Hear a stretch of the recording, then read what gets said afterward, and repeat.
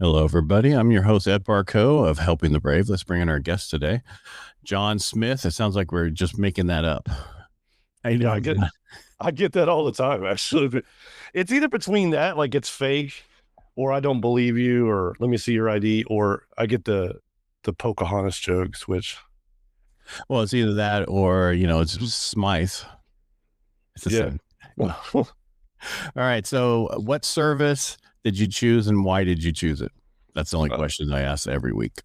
yeah, I chose the Marine Corps. I mean, it's like kind of twofold. I'm a third, third or fourth generation Marine, so I was raised up the mentality that the Marines are better than every other service. After my 20 years, I figured out we're all a bunch of knuckleheads, no matter what service you're in. But and the other one was like it was a rebellion. Like I girlfriend broke up with me, so I decided to join the military. How'd that work Okay. out for me, right? What's across on your head? There's like a something in the background. I can read it like Lipson or something. Do you have like a, it's weird. I've never seen that before. What are you talking about? If you look at your face on the screen, there's like LIS. It's almost like a watermark. Oh, it's That's my Liberty behind flag. you. It's Yeah. I got the Liberty or Die flag. Don't tread Yeah. on me. So you have it. So yeah. So what's happening is Yeah. I see it now. you're blurred, but then when you move, it goes. I can, and it wasn't I could read it before. I could just barely make it out like a watermark. And yeah, so get a Yeah. green screen. That's the best thing to do. Oh, well, you know what? I honestly just working at my office is messy. Typically, I just don't. I don't. Yeah. Yeah. Well, I mean, I have a green screen behind me because it's a picture of my old studio, and the reason I have that is because usually I change it depending on what I'm doing, but this is the old studio how it would look.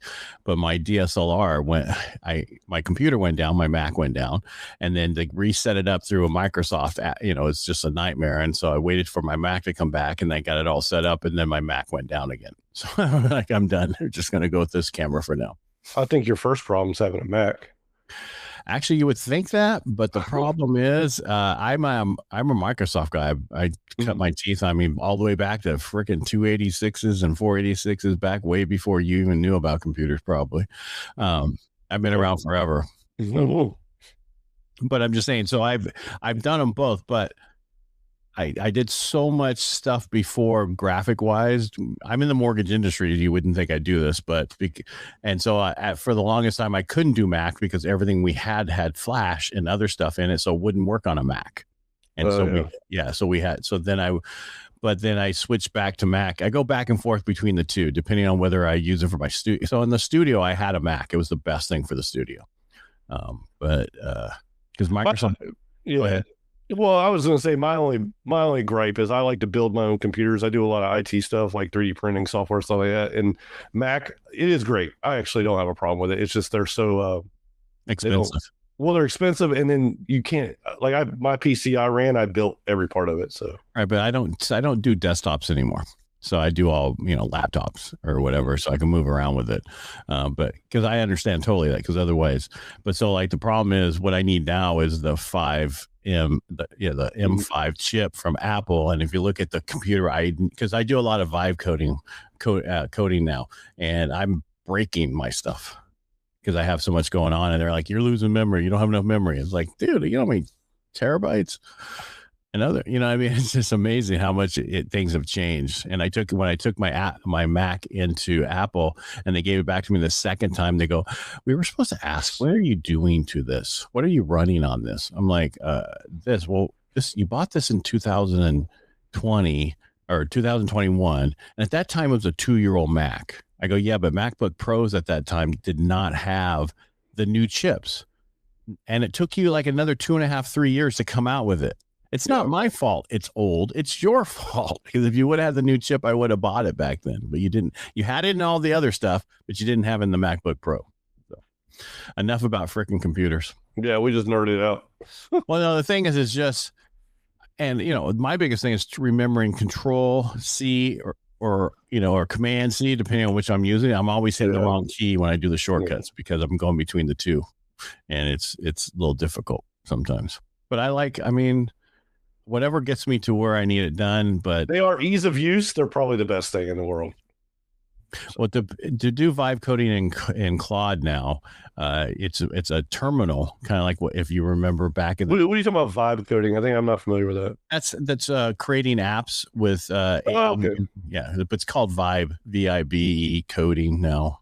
That's Mm-hmm. their that way they could use that word and trademark it, I guess, kind of thing. Mm. Yeah, so that's I learned how to do it back in August. Okay. I've Yeah, created I haven't gotten to the app stuff. I do a lot of automation and doing agents and stuff, but I haven't gotten to the apps. it's all it is you're taking everything you've created and now you create something that does it for you instead of and I know you can use agents and you can use many of the different things. Like some people start, ChatGPT in 2022 was amazing, but then things have gotten so much different from that since then. Mm. And my first thing I was like, when I found out I could actually make software that I wanted and it was easier, I didn't have to learn the actual code because I learned code back in the late 90s. And I was like, you know what? I don't want to go through that again. Yeah. And write each like, well, now you don't have to. You just tell it what you want and it creates it. And you have to make sure that you tell it right. But with Claude, it's so much easier. I got to try this Claude. A lot of people have been telling me about Claude. I've been a big fan of Gemini and ChatGPT. Have you used Lovable? Have you used Lovable or Replit? No. Okay, so Lovable. Okay, this is, I guess, is going to be a show about computers, people. I didn't want it to be about computers, but we can go. Yeah, but you brought it up. So Lovable is one of the makes amazing user interfaces for apps or websites. Unbelievable for websites. I mean, just ridiculous stuff I've created from there. Replit is really just about making apps, but what I've done is I've made interfaces in Lovable, imported it into Replit, and created the backend in Replit. Well, now what I'm going to do is bypass all that and just use Claude. But the thing about Claude is Claude Code is a terminal window. Do you know what I'm talking about? Terminal window. Yeah. No, well, so a little bit of background about me, which isn't on my profiles. I have an IT degree, so IT project management. So I understand a lot of it. I just don't use it all the time. Right. I didn't either, but I got so in. I love to build stuff in wood, right? I love it, but I hate shellacking it or painting it, any of that other stuff. Well, I'm creating stuff that lives and it's amazing stuff I created. I started creating a couple websites just to see. And then what was the first thing? So doing podcasting, I'm like, I'm tired. I have VAs who cut all my stuff up and everything, but it gets expensive. And if you're trying, video virtual assistants, actual people in the Philippines who cut up all my stuff. Man, I need to get on that, but I do all my own work. So did I. Time consuming. Oh, yeah. Well, I started podcast. So I got into radio in 2018. That's all taken care of by a producer. I don't have to do anything. They create the podcast and everything. I just have to have it uploaded. Well, when I got into podcasting, my first one, Inter Edison, I had somebody who was handling all that stuff. Well, I'm in the mortgage industry. Back then, we had a lot of money.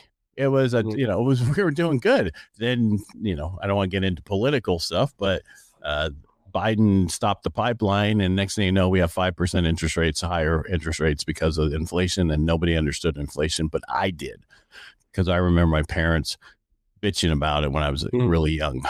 So all that stuff, you can just create stuff that you've never been able to create anymore.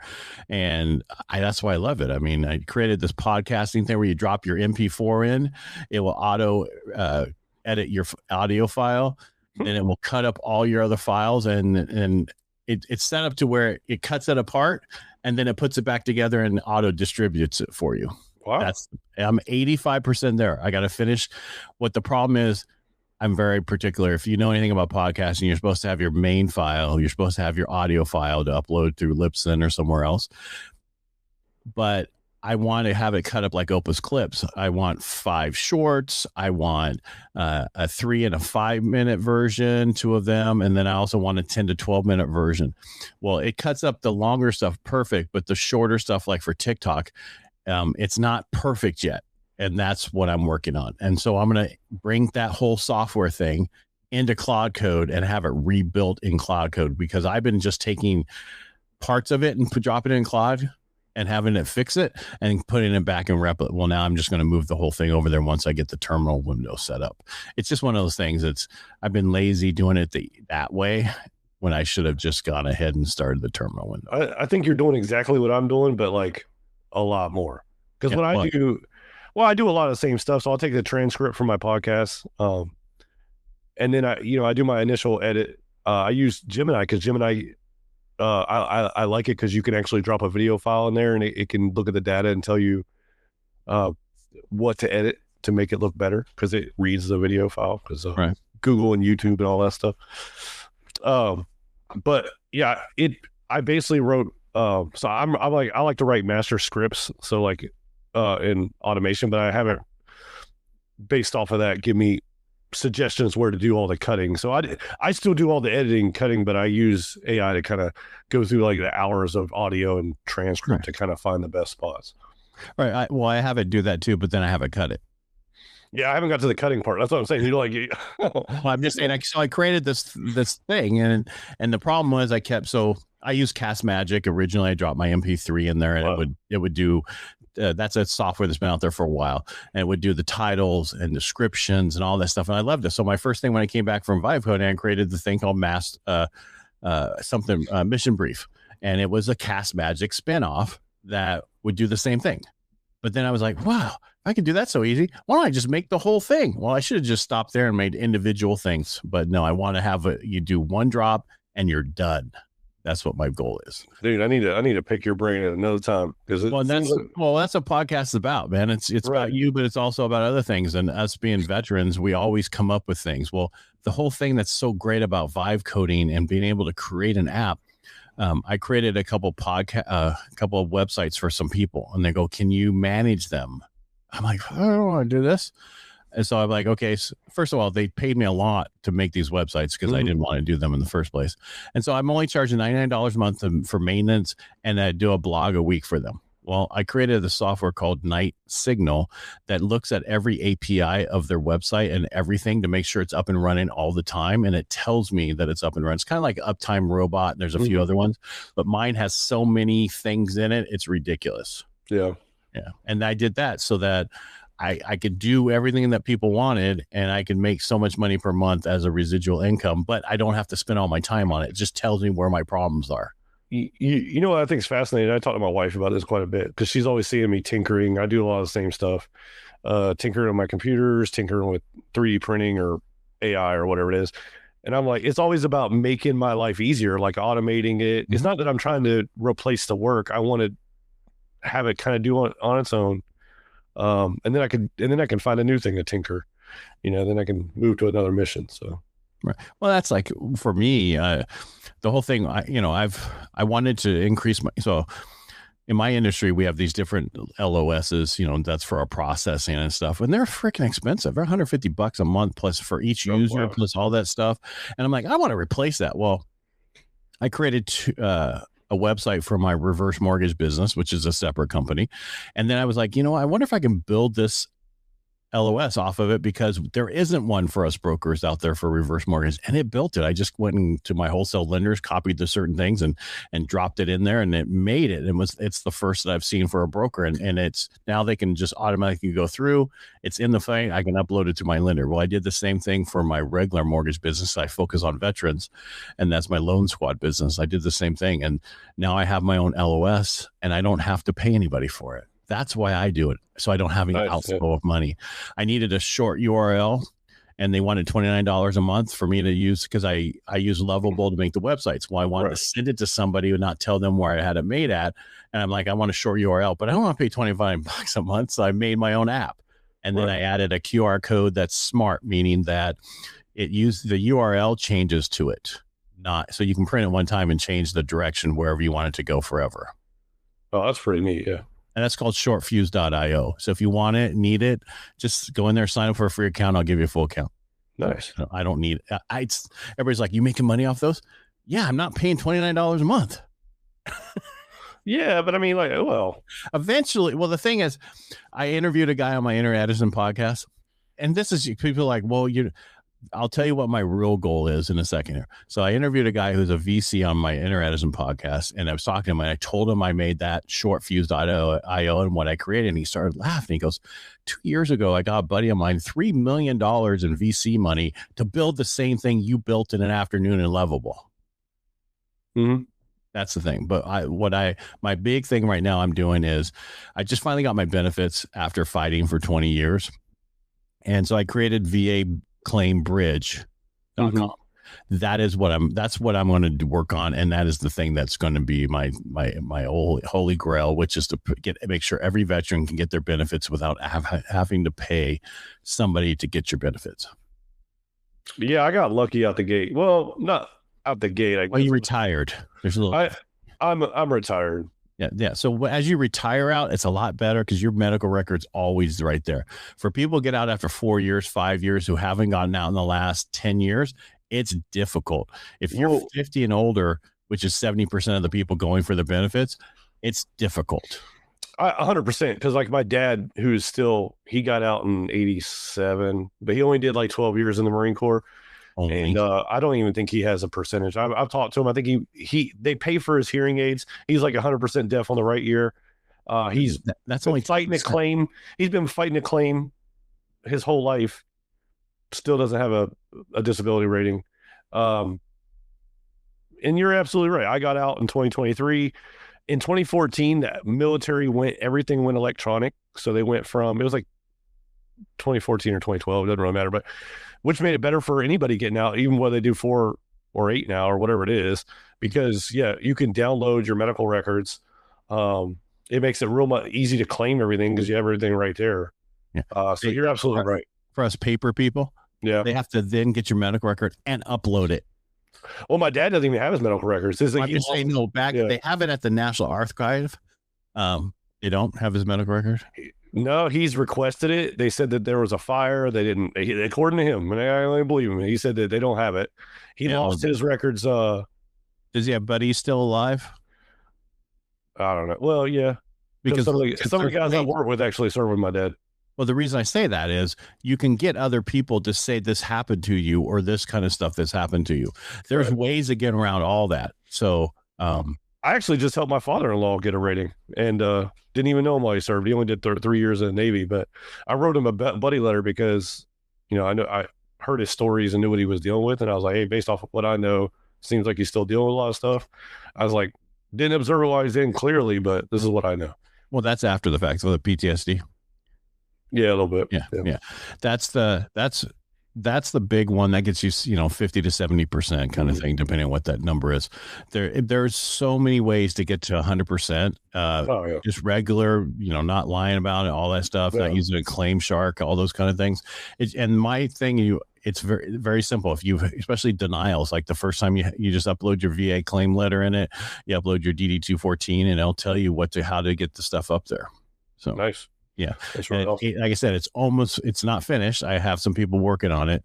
We're using it in what we're doing, but we got to do some more, others. I'm trying to break it is what I'm trying to do. And it also tells you to utilize secondary conditions more than anything else. I think my initial rating was, I believe 80%, which isn't terrible. Like I was like, man, I'm blessed even. And mind you, I just claimed it was in my medical record, but it was the secondary ratings that I didn't claim the first time around. Right. And my buddy's like, why didn't you claim these? And I was like, oh, yeah, I didn't think about that. Well, it's just, and the VA loves secondary. People don't understand because they don't have to search 1,000-page medical record because they already have the primary. Now you're seeing the secondary connected to it. As long as you have the DST, which is diagnosis, symptoms, and treatment for that, you'll get that. And that's the big thing that people don't have. They'll have the D or they'll have the S, but they won't have the D at all 3 things. Or they'll have the last 2 symptoms and treatment, but not a diagnosis. You follow me? So you have to have all that. Yeah. But yeah, you have to get your benefits. I ran into a guy who was totally deaf up by my cabin and Vietnam vet. And I said, hey, do you have a rating for that? And he goes, no, I'm great, man. I have an amazing retirement and everything else. But, it's the medical. Yeah. If you get to 100%, you have medical for you and your wife and your kids. Do the kids get, being retiree, I don't look into it, the medical part for my kids that much. I still have some youngins at the house. But I got TRICARE. So. Right. You have it when you get 100%.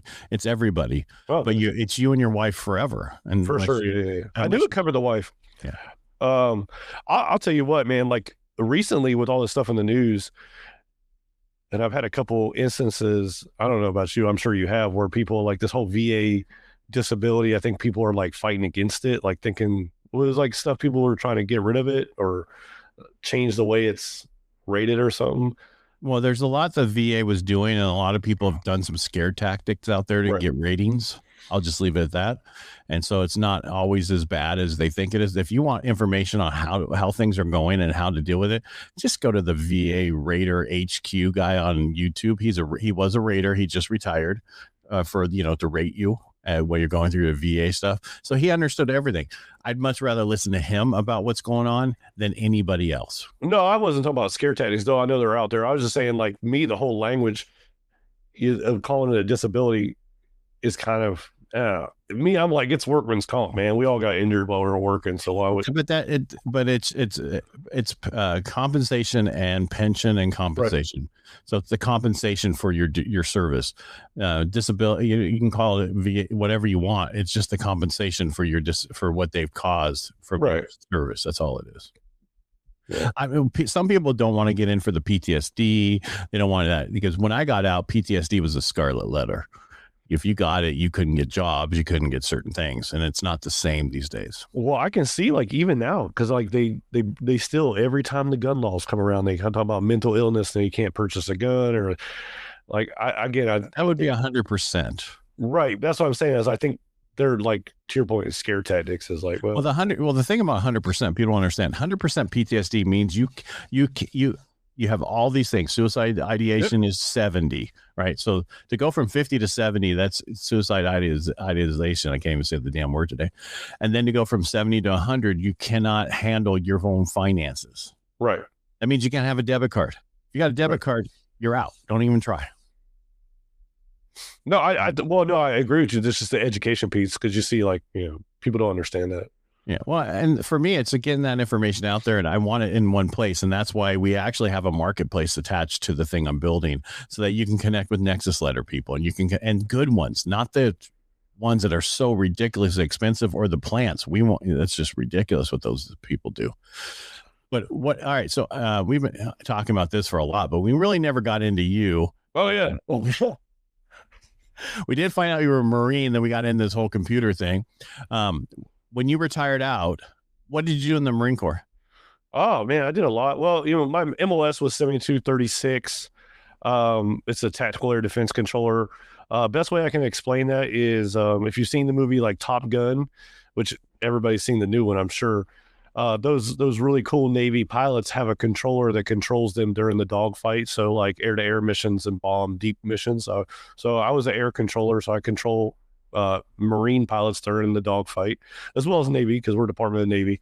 I ended out my career at the weapons school, the Marine Aviation Weapons and Tactics School out here. I'm in Yuma, but out in Yuma, Arizona. So I ended up at a top weapons school, which is very similar to Top Gun. So the Marine Corps has their weapons school, Air Force has their weapons school, Army as well as Navy.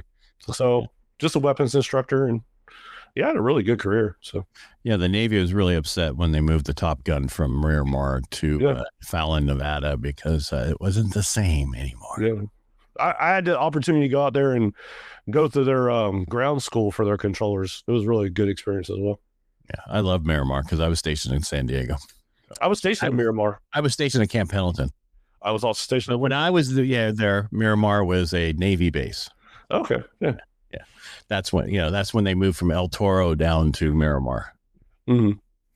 The Marines, if people aren't following what we're talking about. Yeah.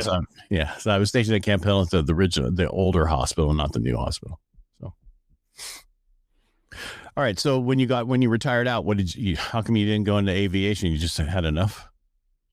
Well, I mean, so that people always think, well, so you're ATC, and I'm like, no, we're not ATC. I controlled basically bombs hitting targets. I didn't separate aircraft. No, I know, but I'm just saying, why did you stay in that industry? I did, but I'm not FAA certified, so I couldn't just control aircraft anymore. No, I actually got it's like who you know. I got I'm a contractor, so I'm a military I work for a company that I still work for the Marines and Navy as a contractor, and as a subject matter expert in my field. So I still use my experience. Wow. And then what's your plan for the future? I mean, I want to ride that out. I really love doing it. Okay. I mean, I'm blessed. I get to work from home. I get to be around my family that I really didn't get time to while I was active service. I still get to be around Marines and sailors and provide my experience to them to, better their systems, better their training. And then I get to do stuff like, the podcast I'm doing. So I really enjoy it. How long have you been doing the podcast? I started in November, I think, but I took some time off, but really picked it back up in January. So here, I'll give you a story. My intern, for most people don't understand, but today to be in the top 1% of all podcasts, you have to have 21 episodes. That's it. That's how bad. That's how easy it is. But back when I started that other one, to be there, you had to have downloads and certain things. It was different back then. And the problem is I stopped it for 6 months because I got upset because people would not talk about their failures. And it was at that point where I'm doing it for 3 years. I'm like, do I want to continue on with this? So I stopped it and then I brought it back. I can't get the same amount of downloads as I had back then. And I've been trying for a year. So what I'm trying to get at is be consistent from the beginning. Don't stop your podcast. Keep your podcast going. If you need to, record a bunch of them and have them put up there so that you can take that time off. Well, I'll tell you this. I think it's weird because I think everybody comes to their the reason why they do stuff for different reasons. But when I started mine, I honestly thought there was no other podcast out there that was the same as mine. What I'm finding out, there's a lot that are very similar. We all are unique in our own little ways, but that's fine. But you're absolutely right. I've done some reading. Yeah. A lot of them fail because they get frustrated. I think they get frustrated because they think they're going to get viral or rich right off the bat. I'll be honest with you. That's not even my goal. My goal has nothing to do with fame or virality or anything. What else to that? My goal is just to talk to other veterans. I just love hearing stories, just, BSing with the guys. It fills me up because I think that's what a lot of veterans lose when they lose service is you're in this culture of where you're around like-minded people and sometimes you're not around them anymore. That's it's a big change. And that's really all it is bringing the guys back together. And then I'm blessed that I'm starting to meet new people. I'm starting to, meet and talk to new people. So the only reason I said that is because if you start getting momentum and then you stop for a month or two, that algorithm that helped you get that momentum will stop helping you get that algorithm. That's what I'm talking about. So I actually experienced that and I can talk to that. I'm just saying, so be careful. I'm telling everybody, because what people understand, like you said, 90% of all podcasts fail by episode 3. Out of the 10% left over, 90% of that fell by episode 20. So if you get to episode 21, you're in the top 1% of all podcasts now. Yeah, but I mean, what's your algorithm for failure? I mean, I think you can decide whether you fail or not. And I think what I'm saying. I know, but that's just the general statement. All right. Yeah. Some people, what I find is people start a podcast. Then they don't realize they got to do all the editing it's a lot or the other stuff and the cost involved if they can't do it themselves or the time involved. And that's why most podcasts fail. That right there. And I agree. I think my hardest thing is getting guests. That's very tough. You're on Podmatch. I just got on there. That's a new trait. I have more. So on Podmatch, which is not my favorite place. Because there's a lot of, for vets, it's great. Yeah. For other guests, my other podcasts, not necessarily the best. But my people go, what do you need to be on your Helping the Brave podcast? A veteran? That's it. I do the same thing. Yeah. Or helping vets. But I'm not going to venture out to helping vets. I want to keep it to just veterans. If they're helping, if you're helping someone with PTSD and you have this new thing and you want to help. That's what I'm looking at. Most of the people are all veterans, and I'm finding out most of the people that are on Podmatch who are veterans are also business owners. Oh, that's awesome. Yeah. Yeah. No, I think I'm just about to post my 13th episode, so I'm not there to the 20 yet. Yeah, I've been doing Helping the Brave for a long time. No, it's awesome. I was checking out your podcast this week and then more today because I haven't been a guest on a lot of people's podcasts. Actually, you're the first that scheduled. I jumped on. There's a couple guys I watch. I think Green Logbook, where they'll do a live podcast or a live thing, and they'll throw a link in the chat, and I've joined them once or twice. But I haven't been a guest. This is my first guest experience. So I've done a few lives recently, like the VA. So because we got into when I told you what I went through with my benefits, started the VA claim bridge. And so I reached out to that Raider guy because I saw him on YouTube and all the stuff they're helping out. And we had a great live. I had amazing how people subscribe because of it on my personal page on YouTube, Ed Parcaut, is where I used to do all my podcasts at. And then I separated them out. I wish I would have never done that. Don't do that. Just keep them under you if that's where you start them. I think I'm a little too widespread. I'm trying to like really, and I think it's a good conversation too, because like, you know, you asked me to like talk a little bit about me and where I'm at. Like, I'm trying to figure out, really getting the message out there to hear, you know, do this podcast thing, support other podcasters. You know, I'm kind of new at it too, but I got like, I'm a tinkerer. So like same thing. I get way too into things. So when I started, I was posting on this is, again, you can correct me if I'm wrong. I started like getting guests were my buddies, my other veterans that would support me. So that was great.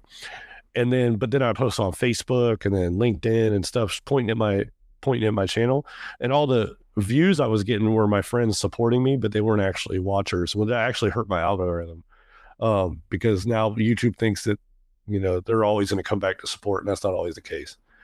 Yeah, but you're not trying to get away. You're not cutting them up either, right? You're not doing shorts and all the other stuff either, right? No, I am. My shorts actually do really well. My shorts are averaging around 1,000 to 1,500 views each time. Yeah, I mean, the shorts are the best part, and you have them connected to your YouTube channel also, right? Not a separate YouTube channel. Yeah, they're all in there. My shorts. Some people have separated them separate. Like I have a short channel for my podcast, and I have because people told them that it would mess with their algorithm. It really doesn't. I mean, people search certain things on YouTube, and that's how they find you. So. The new thing I'm going to try to do, and I'm starting this week, is cutting up my longer videos into smaller, chunkable segments instead of like, because just like you, like my long video is an hour. I think it's really entertaining to watch the whole hour, but not everybody has time. So I'm cutting it up into like 10-minute chunks for like the more, you know, specifically if we talk about something or there's a story that comes out. So somebody just wants to hear that part.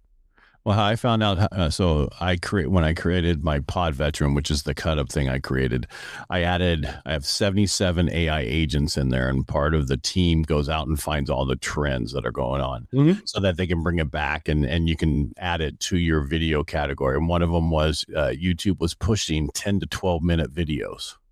Oh, I didn't know that. And well, so that added it. So now I do a 10 and a 12 minute video because of that.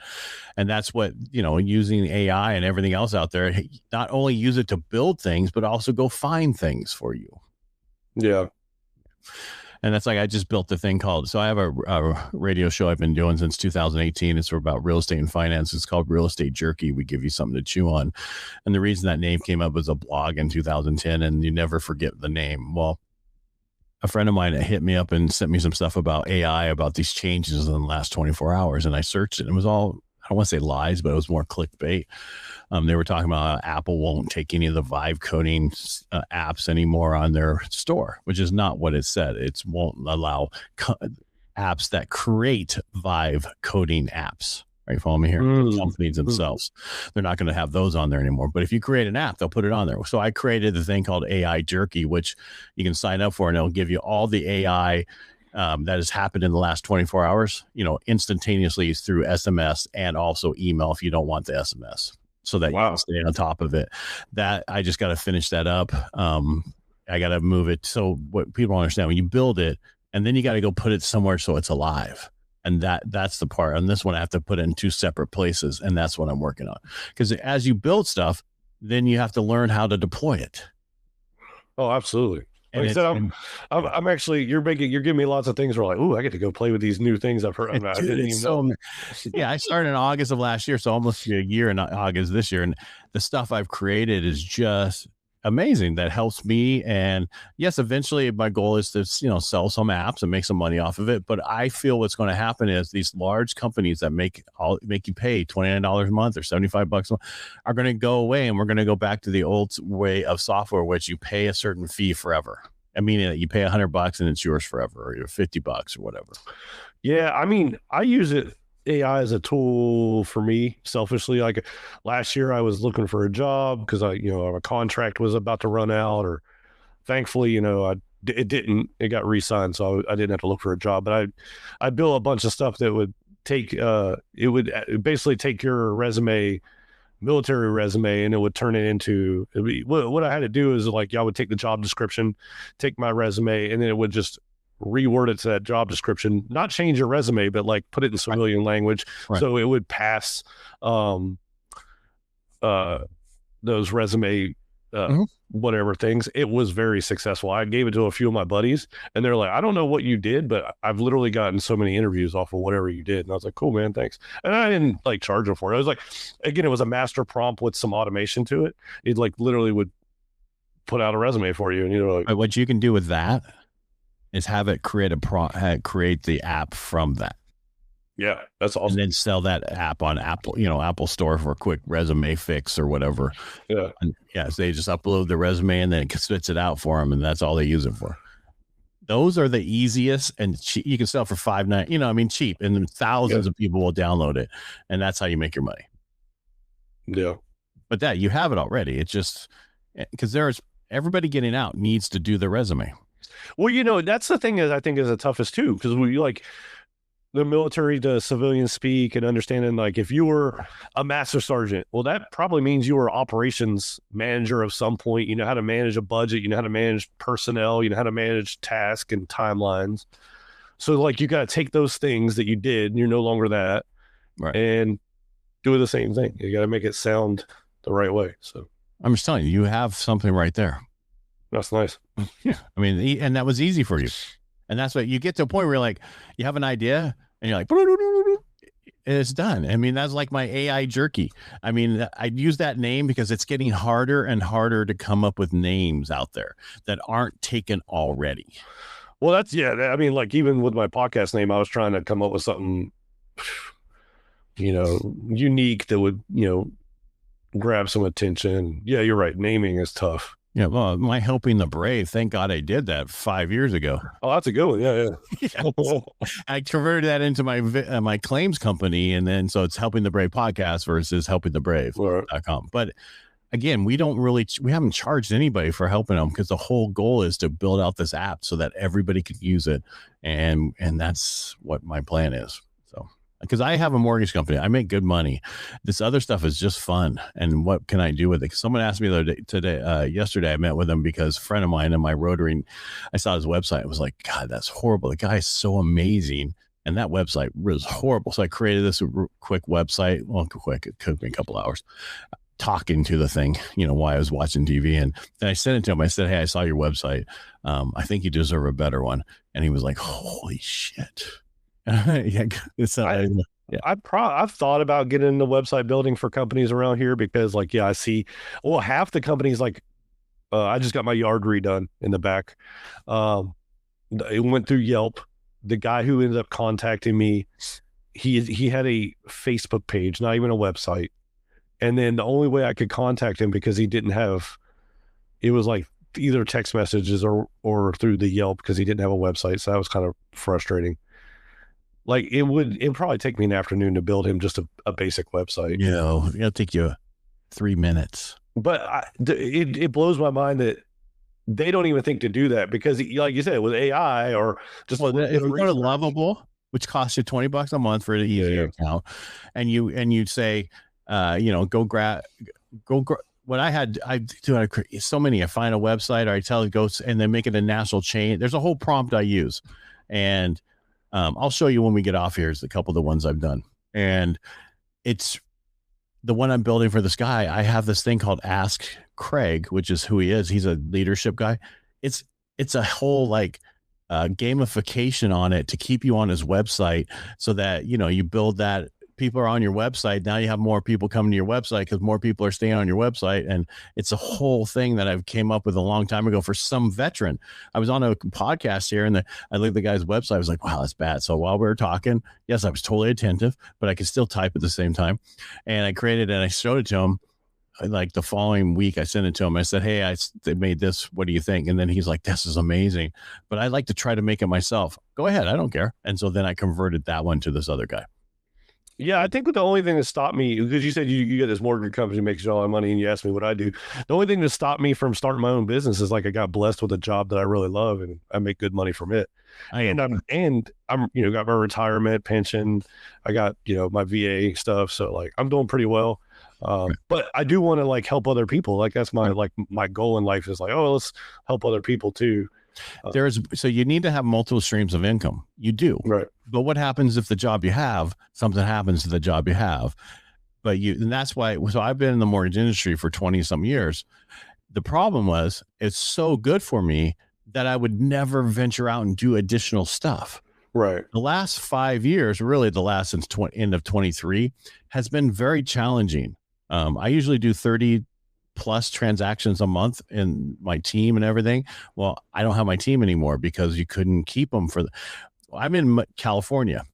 I'm in Stanislaus County, California. We close 250 loans a month right now. Transactions, just saying transactions, total transactions for the area, home sales and everything else.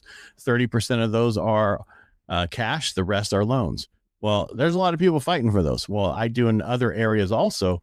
I'm just saying it's not the same thing. So if I'm closing 5 transactions a month, I'm doing amazing right now. Well, that gives me a lot of time to do other things. And when this first happened to me, I was very upset because I had built this team up and was doing amazing. And then it was all because somebody didn't like the last president and the pipeline and inflation. And we'll just go how bad that whole thing. Nobody understood inflation because it never happened in 50s, unless you were 55 years or older, you knew about it because it didn't happen in 42. Yeah, I think people just don't look back to history a lot. So it's not taught in school. Right. That's the problem. It's not taught at all. And if we don't know our history, we're going to repeat it. So what happened is that I was so upset about it. Then a friend of mine who passed away this last year, he did a lot of video like I do. And he had somebody I was talking about how this one buddy of his was in a wheelchair and all this stuff. And when everything would happen to him, he would say, did this happen to me or did this happen for me? And I was like, this happened for me to actually do all these other things that I've wanted to do. And so finally, that's why I do all the things I do, because it allows me to do a lot of things because of it. And having additional streams of income on a regular basis is not a bad thing to have. My goal is to build up some residual income off of the websites by the maintenance that I do for them, which is not a lot, or add AI. Like there's so much AI you can add right now that will answer your phones for you, the chatbot that are so far out there. And this is when you're talking about websites and other stuff, the stuff you can do for people and you can add on to their website to answer the phones for them and all the different things. Then they're going to go, what? It's only $39 a month. You know what I mean? There's so many things you can do and make additional income that they have no idea that's out there. And it's easy for people who can just talk to something. Yeah. So there's it's even your podcast websites and all the other stuff you can do and everything else you want to do. There's ways to make stuff easier for you. And you can keep, if you want, just keep it for the veteran community. That's why I called so I was doing a course on podcasting. It was going to be called Pod Veteran. And I was supposed to come back August after this growth hacking live that I went to. And I just pushed it to the side going, I got to learn this vibe coding. I want to make this software that can handle my podcast so I don't have to pay anymore. And if I can make it so inexpensive for us to be able to do podcasting, that gives us so much more time to do other things, but still really have good time enjoying interviewing people. I do 14 shows a week, dude. Yeah, no, I noticed that you do a lot. I had to cut mine down to where I'm only doing two a week. I still got some youngins at the house. I got a 7-year-old and a 17-year-old and stuff like that. So, and yeah, a big part of me and what my real motivation is just being part of being available for my family again. I've been a pursuit of Christ and my Christian relationship and then helping veterans. So, for me, like, yeah, I actually want to do it, but like, I still want to be available. So, right. And that's what AI allows us to do. It allows us to be more productive so that we have the free time and we can do other things. And people ask me, well, are you still doing your loan business? I'm like, dude, I'm still doing it. It's just, I can get my part done in an hour now. Because of AI. And I'm saying I don't touch it more than that. I don't want people to think I make too much money.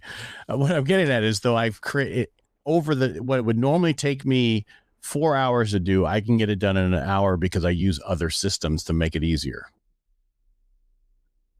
Yeah. Did I lose you? No, I had somebody messaged me. I apologize. No, that's all right. Well, we're normally 30 minutes. We're at 45. Oh yeah, I didn't know. Like, I really enjoyed this conversation. I was like unaware of what you wanted to talk about when we went into it. I don't have, the only thing that we talk about is what service and why. That's the only reason. That's how the show works, and then we go from there. And yeah, that's great. Well, I really love it, man. I think your podcast is great. I think I do the same thing. I ask people what they want to talk about. I want to know their service and stuff too, but I leave it open to them if they want to tell some stories or talk about, their service or what they're doing now, if they have a business or stuff like that.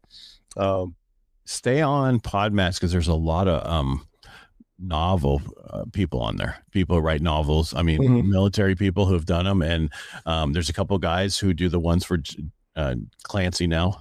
And there's other people who, I've interviewed so many writers lately, and authors and all those things. And I just interviewed a guy who just had a movie come out that he produced and all that stuff. So, well, I do want to tell people like they should look into, and maybe you did this too as well. As I just recently joined like the VME TV or VME, like the Veteran Media Entertainment. So if you're a veteran, you can join that, and it gets you together with people in the entertainment industry. So like actors and directors and people, stuntmen and stuff like that, but they're all veterans. They accept podcasters as well. And I have, one of my first guests with him coming from there, and he's trying to put together a documentary. News to me, because he said there was some people who served active that were being, they weren't citizens, but they were active service members, and they were being deported. I was like, what, really? So, well, I know if you come in from the Philippines, right, and you join, you don't have to give up your citizenships from the Philippines. That's how they're all in the Navy that I knew of. I don't know about, I've never heard of that other part. So, yeah, I don't know too much about it yet, but I mean, because there are some people that, like from Afghanistan who came in, they were given, they helped us as translators and stuff like that. Because I actually helped a guy who get a loan who came here that way, then joined the service, and then came back, and then got out, and then I helped him. He works for a war college, and it's I didn't know people are getting deported that you were in the military. So it depends on where you join, I bet you. It probably does. I saw something in the news the other day where they're changing like the draft messages, like where all these like undocumented people or whatever people that came over during the last president's time could be in the next draft. And I'm like, well, that'd be very interesting, and I'm all for that. So, well, here's my thing. They need to take care of veterans first. That's absolutely all I care about. Yeah, absolutely. All this money that was wasted and stolen and all that stuff, they need to take care of veterans, period. Don't, this whole thing about giving reparations for undocumented people because how they were treated. Let's talk about how we were treated, and we'll move on from there. Yeah, absolutely. Yeah, I'm just saying I'm tired of it. It's like, take care of the people who gave you the freedom to be, and I tell people, do I get upset about this stuff? No, because we signed on the line to go to war for this country so that these people can act like idiots. Oh yeah. Well, it's funny, dude, because like I always think it's funny. Like, I don't think they realize how good they have it. I always tell them, like, go to a third world country or a war zone, and see how the real world is outside the United States, where freedoms aren't given to you by your God-given rights. And then come talk to me about how bad you have it. Well, it's just like I'm in California, but I'm still close to the Silicon Valley. And I interviewed a dude from India on my Inner Edison podcast, and we got into this whole class system because there's still an Indian community, and that class system, and it's in Google. It's in Microsoft. It's all those companies that are tech. They have the class system still in there between them. Yeah. And then people are thinking that you have no idea what racism is unless you go to another country. Oh yeah, they're horrible. Go to Japan.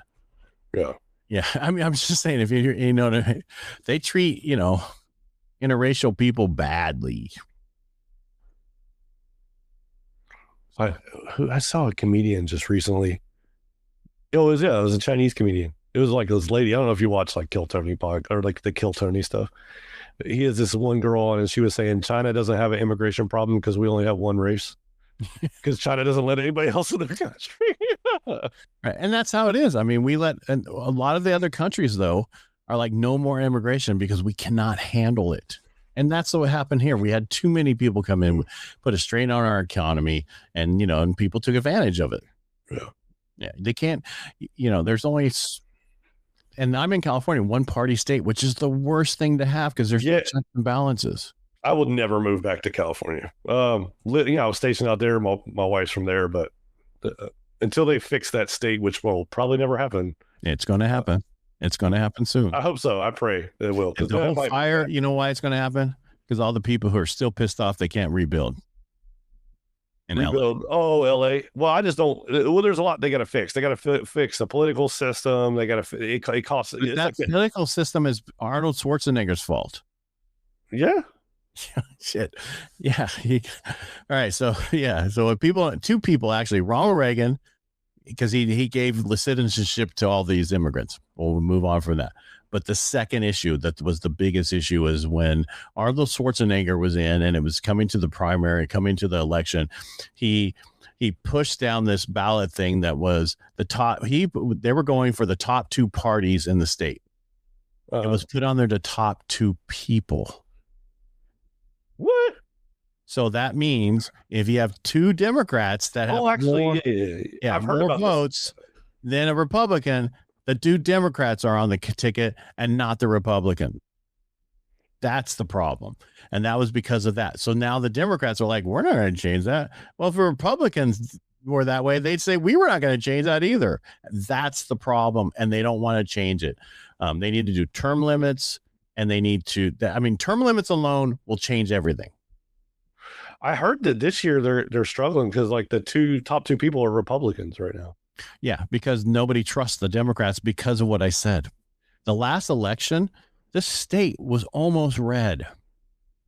Oh, that doesn't surprise me at all. I actually will because I still have family members out in and diesel being $7 a gallon right now is not hurting. And that was the whole thing about when that primary, everybody said we're going to see a red wave. I'm like, there's no reason. We have not felt the pain of inflation long enough. 2 years later, when everybody can't handle it and eggs are so expensive and everything else. And then that's why that change happened. But you can't, once you have inflation, the only way to get prices down is to have deflation. The prices always stay where they went up to. There's nothing you can do about that unless it's gas and stuff like that, where you can adjust the supply and all that stuff. I don't even know how you could have deflation, though. Well, the problem with the egg prices had nothing to do with inflation. It had to do with the fact that the Biden administration killed all these chickens because I remember that. Yeah. Right. Because of the disease, but they didn't tell anybody. They did tell everybody. No, they didn't. They didn't tell them why that the reason the egg prices were up, because it was news people. It was podcasters. It was people like that who found that information up. The administration. The administration didn't tell anybody. You're right. They hey, I'm sorry, but egg prices are going to go up because we had to kill 1 million birds or whatever. Yeah. Well, that whole thing, I don't even think they need to kill 1 million birds. I think they were trying to control the price of things. I don't know why they need to with the NGOs they had. So yeah. Dude, I could be here all day talking politics because I do it on radio. I don't talk politics outside of my family, but because I think it's such a touchy subject. I'm not very political. I think, here's the difference. I think all of us, 99% of us are in the middle. There's that 0.5% on each side that is so loud. We all think it's that way, but it's not. Oh no, I agree. Yeah. I agree with you. I just think politics in general, I think people aren't informed and they tend to get mad or like pick a side based off of their feelings and not information or doing their own research. And I don't even want to argue with those people because they don't even because if somebody tells me something, instead of saying, well, you're wrong, I'll go, okay, let me go do my own research and then I'll form an opinion about that because, and call that military experience because, I've been told I don't want to be wrong. Yeah. But I'm not going to sit there and just think somebody's wrong right off the bat until I do some informal research. It's so sad because if I get in a conversation with somebody political, they have no information. They'll just say, something's bad because they heard it on a thing. And I'm like, well, that's not actually true. And they're like, how do you know it? I'll pull up all the resources. Because I read the rest of the article. That's how I know it's wrong, because the headline said this, and then the article said that could possibly happen if this happened or this happened or this happened. That's the problem. People read headlines only. I have 5 kids. So I have a daughter who's just that way. She was so adamant, and she couldn't. I don't mind how you vote or whatever, but if I ask you a question, I hope you could tell me why you didn't do it, not just Trump's racist or how they do those things. I don't care who it is. But it doesn't work that way. And so that's why I like podcasting. That's why I like radio. I can do things and talk to people.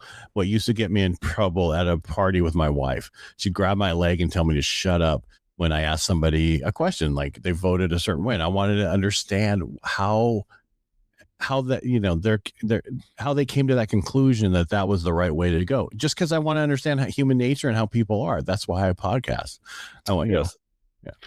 Sometimes I get entertained if I'm at a really boring party and I'm like, now I'm going to go at them though, but because I already know they're going to get mad and act off emotions off of a conversation. I just keep asking questions and they're like, oh. I'm going to say 99% of the people you're going to find on veteran podcasts pretty much think the same way. You do have that 1% that's a little different, but it's amazing how many people actually kind of the same way. I mean, and I don't care what color you are, we all pretty much think the same way. Oh, absolutely. Yeah. I'm talking on the podcast because it was funny because I was talking to one lady and we were talking about how, we could talk. Let's put it this way. I had friends of mine, all veterans. I'm the only white guy, and they were giving me so much grief because I was a white guy. And so I gave it back at the restaurant, which is okay. But there was tables around us who didn't understand that. Mm-hmm. And that's what happens. You just have to understand that we have a different way of dealing with things as veterans. Oh yeah. Well, that blows my mind too, because like they don't realize that we join a service and then you have to trust the guy to your left or right to watch your back. So, like I trust those guys in my life a lot of times. A lot of guys I still talk to, they're my, friends, we serve together, we still work together. And, we definitely give each other slack back and forth with sometimes. I can see we getting looks from other people, but like, they don't understand. That's my brother. That's my sister, Right. And that's how it should be. And, I've had conversations with everybody who's been in the military and some of them are, they go, man, can you imagine if they listen to this, that we're not veterans, and because they would think you can say stuff to people that you couldn't say to other people in the world. Yeah. All right, John, what should I have asked you today that I didn't ask you? Man, I think we did good. I don't even know. Like I said, this is a first for me, so I appreciate you inviting me on to be a guest. But yeah, I don't have any. I don't have any. No problem. That's one question I added a while back that was like, it's, because some people go, well, you didn't ask me about my failures, or you didn't not. I'll just throw it out there because I didn't really talk about it too much. But yeah, just if you don't mind, like just my podcast and just trying to get more people on there to do kind of the same thing you're doing is, and my mission of hearing other veterans and building a community just to talk to them and do stuff like that. Yeah, well, Podmatch is a good place. There's a few other ones too, but you'll get to a point where what I tell people I've on it, please refer me to other people that you have so I can have them on my show. Yeah, and and eventually you'll get enough out to where you can you'll have like 3 months out ready to go, all going out, that, and that's the plan. Well, that's where I'm booked up through May right now, so I'm pretty booked. Oh, I'm talking about not only that, but already I'm old school. In the can, already edited, ready to go, and down. And so that was what I'm talking about. You just get on there and start getting a bunch of people and record a bunch a week, or one day record 2 or 3 or 4, and that's your whole month. And then you keep doing that weekly, you'll build up a big pipeline to where you can stop, because that's what I do. I record. I should probably go down that route, because then I won't have to do it all week. I could just do it 1 or 2 days. Yeah, because at first, because I only record this on Tuesdays, and people go, well, same with my internet only on Wednesdays, and I have people go, I can't do Wednesday. I go, well, I'm sorry, I wish I could have had you on my podcast, because that's the day I do it. I'm not going to, and if you move your schedule around for everybody else, you'll be moving around for everybody. Right. And they can find a day in a month from now or 2 months from now on a Tuesday or Wednesday that potentially they can make it work, if that's your day. Yeah. All right, John, it was great having you on the show today. Good luck. Go check out his podcast, The Unsung Veteran. And how else can people find you, John? I mean, that's really it. It's on YouTube. It's on social media at all. LinkedIn. Yeah, I'm on LinkedIn, and then all the social medias. Under what? The Unsung Hero Veteran? Everything's the Unsung Veteran. So everything, just no spaces or whatever. All right. Go check out John. And again, John, thank you so much for being on the show today. I really appreciate it. Thank you, Ed.